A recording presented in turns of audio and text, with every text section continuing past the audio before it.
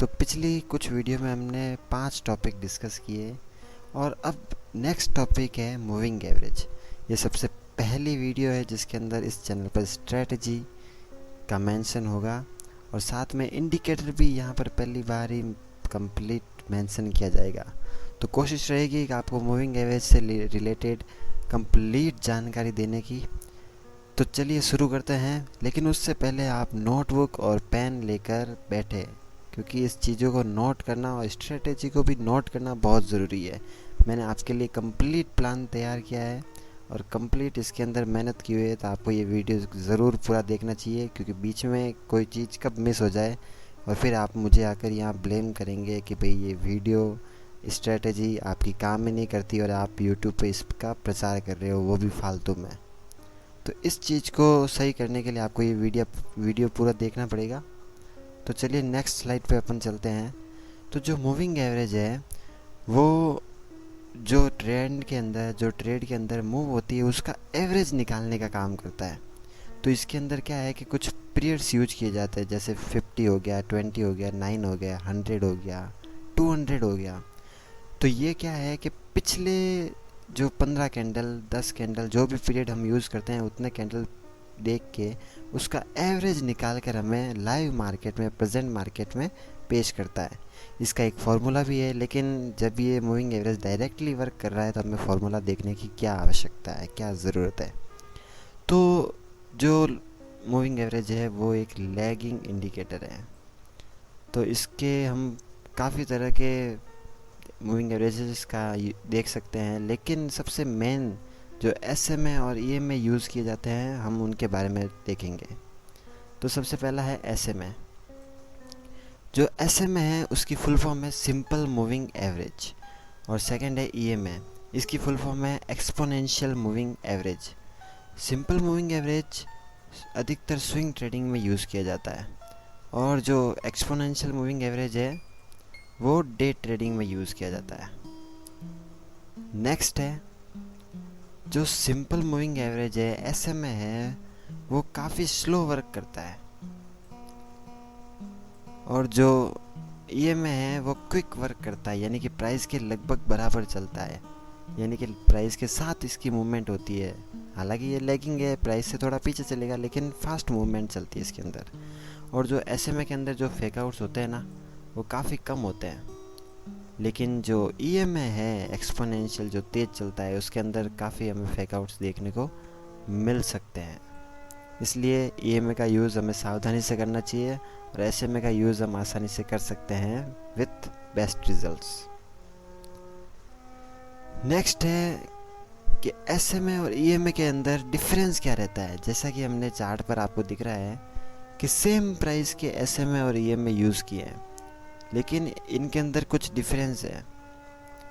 जो SMA है वो ब्लू कलर का है, ब्लू लाइन जो दर्शा रही है वो SMA 50 को दर्शा रही है, और जो रेड कलर है वो EMA 50 को दर्शा रहा है। रेड वाली लाइन EMA 50 की है। तो आप देख सकते हैं कि इनके अंदर हल्का सा कुछ डिफरेंस चल रहा है। जो रेड वाली प्राइस है वो कभी अप ट्रेंड में तो नीचे है, डाउन ट्रेंड में ऊपर है, और जो रेड वाली है वो अप ट्रेंड में ऊपर है और डाउन ट्रेंड में नीचे है। इस तरह से ब्लू और रेड कलर हमने लिए हैं। आप कोई दूसरे कलर भी इसके अंदर यूज़ कर सकते हैं, और इसके ऊपर भी लोग ट्रेड करते हैं, प्रैक्टिस करते हैं, और उन काफ़ी अच्छे रिजल्ट्स भी इसके अंदर मिलते हैं। तो आप SMA और EMA के आधार पर भी ट्रेड कर सकते हैं, और अगर कुछ दूसरी स्ट्रेटेजी आप अपने हिसाब से भी बनाना चाहें तो भी बना सकते हैं, क्योंकि मूविंग एवरेज बेस्ट इंडिकेटर है जो सबसे ज़्यादा ट्रेडर्स यूज़ करते हैं। इसके अलावा आपको बहुत सारे मिलेंगे RSI, MACD, लेकिन वो इतने बेस्ट रिज़ल्ट वाले शायद ही हो सकेंगे, और इजी अंडरस्टैंडिंग, आसानी से समझ आने वाला ये इंडिकेटर है। नेक्स्ट है ट्रेंड को आइडेंटिफाई कैसे करें मूविंग एवरेज की सहायता से। जैसा कि टॉपिक 5 में हमने ट्रेंड के बारे में बात की थी, तो वहाँ पर मैंने बाकायदा मूविंग एवरेज के रिजल्ट्स भी बताए थे एग्जांपल के साथ, कि भाई कैसे ट्रेंड को ये बताता है, कैसे ट्रेंड के बारे में हम इससे पता कर सकते हैं, और फोटो के साथ भी हमने उसके अंदर 50 मूविंग एवरेज देखा था, और बाद में लाइव मार्केट में 200 का मूविंग एवरेज देखा था। तो यहाँ पर भी आपको वापस याद दिला दूँ कि 100 SMA में हमने यूज़ किया है NZD USD का 1 आवर का चार्ट है, तो उसके अंदर जब तक प्राइस इसके नीचे मूव करेगी तब तक ये डाउन ट्रेंड कहा जाएगा, और जब प्राइस इसके ऊपर की साइड मूव करेगी तब ये अप ट्रेंड कहा जाएगा। तो इस तरह से हम मूविंग एवरेज का यूज़ ट्रेंड आइडेंटिफिकेशन के अंदर भी कर सकते हैं। नेक्स्ट है जो हमारी स्ट्रेटजी की बात होगी, उसके अंदर हम एंट्री और एग्ज़िट कैसे ले सकते हैं इसके बारे में बात करेंगे। तो सबसे पहले स्ट्रेटजी है मूविंग एवरेज की, जिसके अंदर हम टाइम फ्रेम यूज़ करने वाले M5 और M15, और इसके अंदर जो EMA यूज़ करेंगे, 3 EMA यूज़ करेंगे, उनका टाइम फ्रेम रहेगा 15, 20, 50 और 100। वापस बता दूं, जो 3 EMA यूज़ करेंगे उनका पीरियड रहेगा 15, 50 एंड 100। अब इसके अंदर कुछ रूल्स भी रहेंगे, क्योंकि हम पूरा ट्रेडिंग प्लान लेके इसके अंदर ट्रेड करेंगे, ना कि मैंने ऐसे ही वीडियो बना दिया कि भाई व्यूज़ आ जाए, लाइक आ जाए, बहुत है। बाकायदा आपको पूरी नॉलेज इसके अंदर देने की मेरी कोशिश रहेगी। तो इसके अंदर हम रूल्स के बारे में बात करेंगे। तो इसके अंदर सबसे पहला रूल है कि जो टाइम है वो हमें सेशंस के अंदर जो स्टार्टिंग के 3 आवर्स रहते हैं हमें वो यूज़ करने हैं। जो स्टार्टिंग के फर्स्ट 3 आवर्स होंगे वो हमें सेशंस के यूज़ करने हैं, और बाद में जो M5 पे M15 पे इस स्ट्रेटजी का यूज़ करने से पहले H1 पे जाके सेम स्ट्रेटजी के अंदर हमें ट्रेंड चेक कर लेना है कि 100 मूविंग एवरेज कौन सा ट्रेंड दिखा रही है। बाद में जो इसके अंदर SL हम यूज़ करेंगे वो मैक्सिमम 20 पिप्स का SL रहेगा, और जो TP रहेगा, टेक प्रॉफिट रहेगा, वो मिनिमम 40 पिप्स का रहेगा। अब इसके अंदर जब आप 20 पिप्स प्लस में आ जाए, 20 पिप्स गेन कर ले, तब आप अपनी ट्रेड को ब्रेक इवन कर सकते हैं, और बाकी की ट्रेड को 40 पिप्स के टारगेट तक होल्ड कर सकते हैं। और इसके अंदर काफ़ी आपको ट्रैप भी किया जाएगा, क्योंकि मार्केट इतनी आसानी से पैसा कमाना किसी को नहीं देती। तो डेली लिमिट आपको 2 SL रखना है। अगर दिन में 2 SL आपके हिट हो गए तो उसके बाद आपको उस दिन कम से कम ट्रेड नहीं लेनी है, वरना आप अपने अकाउंट को खतरे में डाल सकते हैं। अब नेक्स्ट है कि एंट्री कैसे लेनी है। तो एंट्री के अंदर सबसे पहली बात, जब तीनों EMA पास हो, एक तो ये, और दूसरा कोई भी 2 EMA क्रॉस कर रहे हो, तब आपको जो 7 EMAs को 1 या 2 कैंडल जो स्ट्रॉन्ग बुलिश या बेरिश होनी चाहिए, जैसे मारुबोजू कैंडल है, तो उससे क्रॉस कर ले तब हमें एंट्री लेनी है। जैसा कि हम एग्जांपल में भी देखेंगे, अभी मैं आपको लाइव चार्ट पे लेके जाऊंगा, वहाँ पर हम चेक करेंगे कि क्या वाकई ऐसा हो रहा है। तो आप इन चीज़ों को नोट कर ले, याद रखें। और एग्ज़िट हम 40 पिप्स के TP पर हो सकते हैं, या फिर हम 50 EMA के क्रॉस, जब प्राइस कर लेती है 50 EMA को क्रॉस, तब हम एग्ज़िट कर सकते हैं। ये वीडियो आपको कैसा लगा, इसे लाइक, शेयर एंड इस चैनल को सब्सक्राइब करें, और हम चलते हैं अपने लाइव चार्ट पर। तो वेट अ मिनट, मैं सेट कर दूं।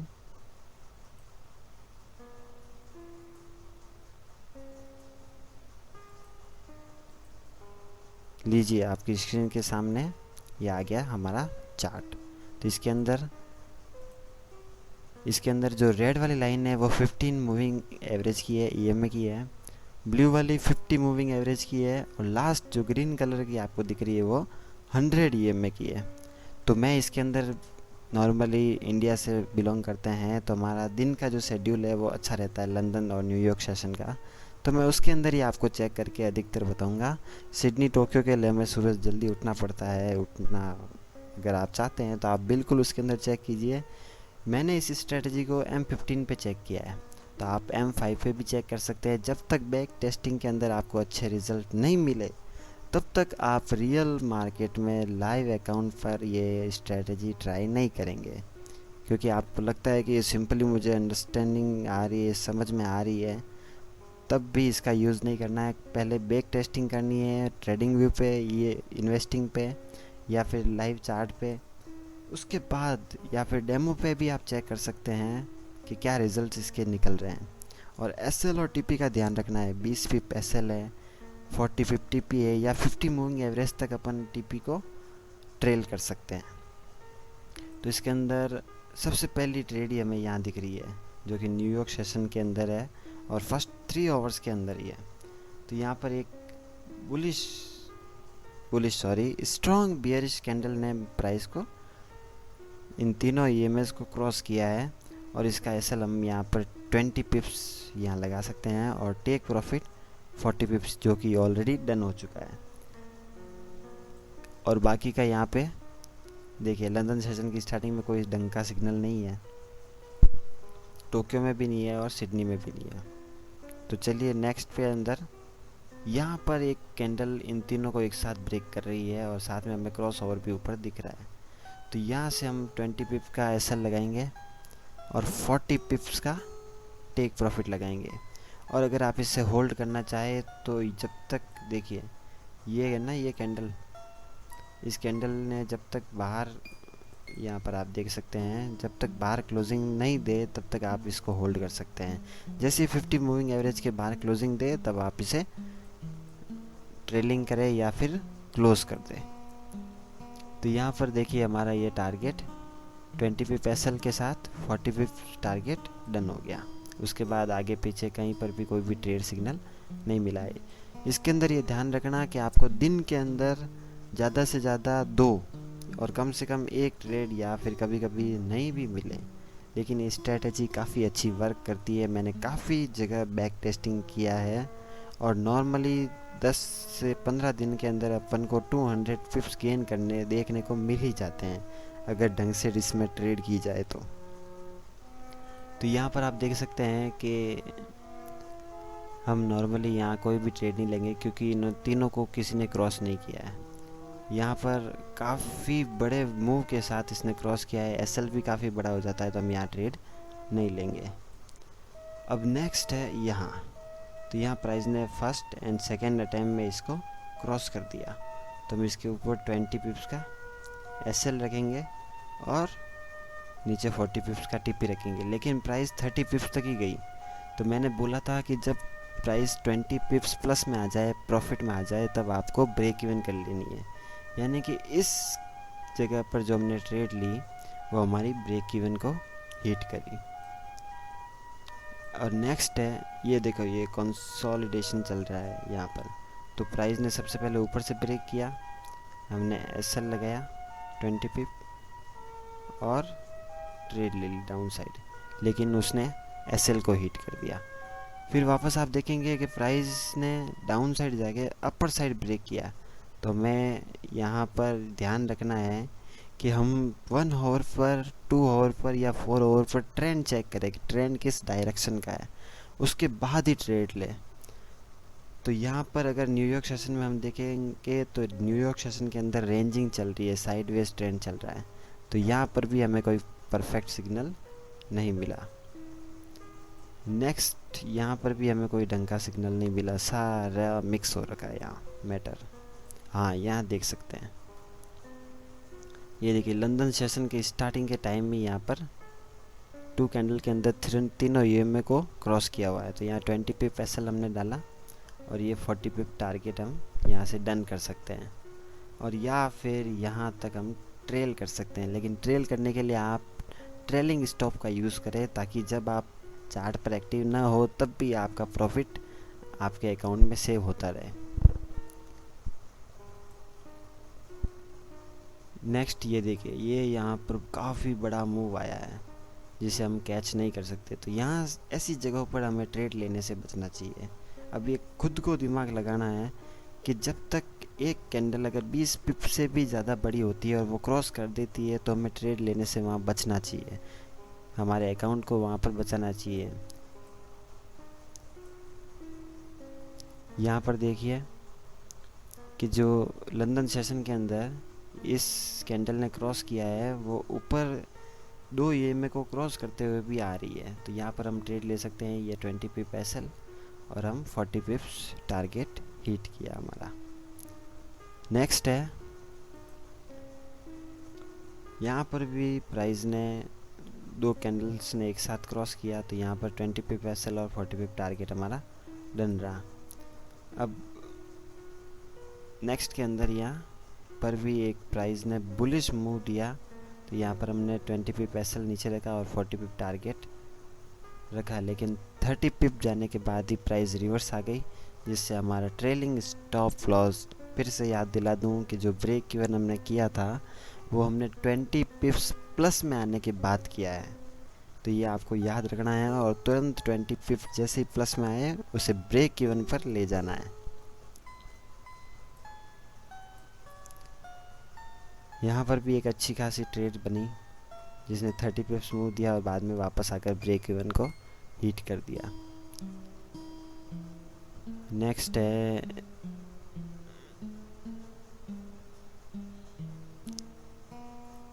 चलते हैं आगे।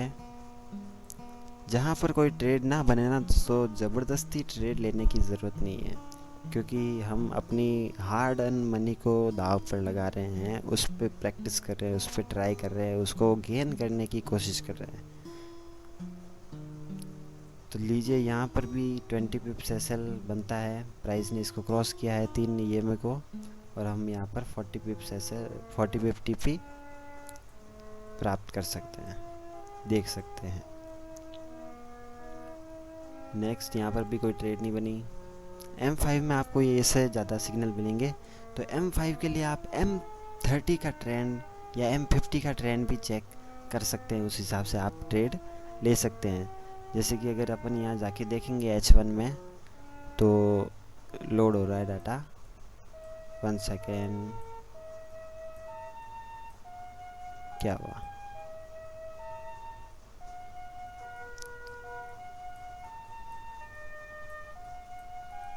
वेट अ मिनट, ओके आ गया। H1 के अंदर देखते हैं, रिफ्रेश। H1 के अंदर थोड़ी दिक्कत आ रही है,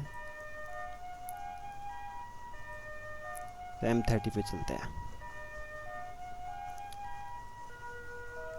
M30, हाँ M30 पे ओपन हो गया, तो हम M30 पे नॉर्मली ट्रेंड देखकर यहाँ से ट्रेड ले सकते हैं। जैसे कि हमने यहाँ से देखा कि ये 100 मूविंग एवरेज के नीचे वाली साइड ही मूव कर रहा है, तो सबसे पहला टेस्ट करने के बाद हम यहाँ पर लगाते एक लाइन, और ये कब इसने ऊपर की साइड ब्रेक किया वहाँ तक हम लाइन लगाते हैं, और इनके बीच में अगर प्राइस हम चेक करते हैं ना तो हमें देखते हैं क्या रिज़ल्ट मिलता है।